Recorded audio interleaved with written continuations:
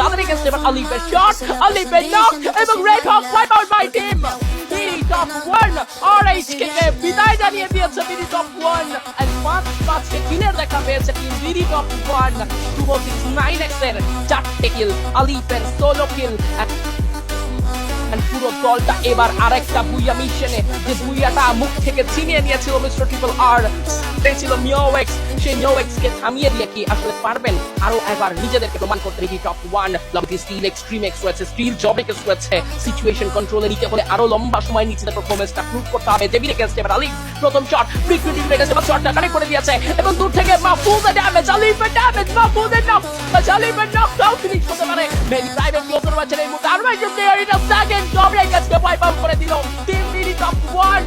Bangladesh top 1 hits different and has the choreography team BD top 1. Where are you guys? Rock High Fan Fest #for your team.